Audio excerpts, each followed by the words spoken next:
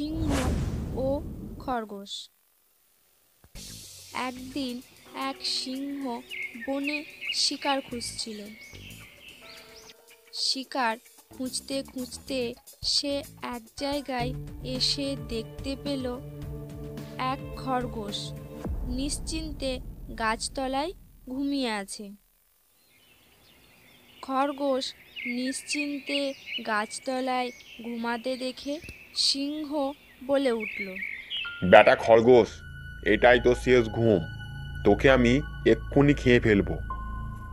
এই বলে সিংহ খরগোশকে ধরার জন্য সিংহ যেই লাফ দিতে যাবে ঠিক সেই সময়ে তার চোখে পড়ল আরো একটি বড় শিকারের ওপর।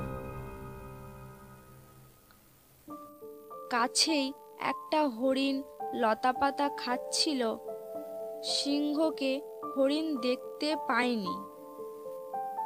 হরিণকে দেখার পর সিংহ ভাবল, খরগোশ ঘুমাচ্ছে, ঘুমাক, এই সুযোগে হরিণটাকে মেরে পরে খরগোশটাকে মারবো। আর হরিণের মাংসর সঙ্গে খরগোশের সুস্বাদু মাংস ভালোই জমবে। এই ভেবে সিংহ খরগোশকে গাছতলায় রেখে হরিণটিকে শিকার করতে চলে গেল। হরিণ পিছন ঘুরে মনের আনন্দে ঘাস খাচ্ছিল। সিংহ সেই সময় হরিণের পিছন থেকে মারল এক লাফ। সিংহ হরিণটিকে একটুর জন্য ধরতে পারল না। সিংহ দৌড়ে হরিণটাকে ধরার চেষ্টা করল, কিন্তু ধরতে পারল না। হরিণ দৌড়ে অদৃশ্য হয়ে গেল। হরিণ দুর্বল প্রাণী হলেও তার পায়ের শক্তি বেশি।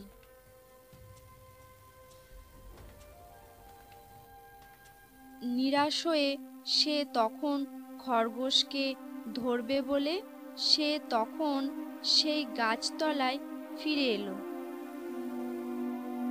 সিংহ ফিরে এসে গাছতলায় দেখল খরগোশ কখন হাওয়া হয়ে গেছে। এই খরগোশটা গেল কোথায়? এখানে তো একটু আগে ঘুমাচ্ছিল, এর মধ্যে কোথায় চলে গেল?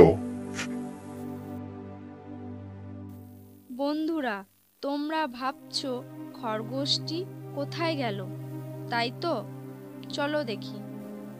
সিংহ যখন জঙ্গল ভেঙে হরিণের পেছনে ধাওয়া করছিল, সেই শব্দ পেয়ে ঘুম ভেঙে গিয়েছিল খরগোশের।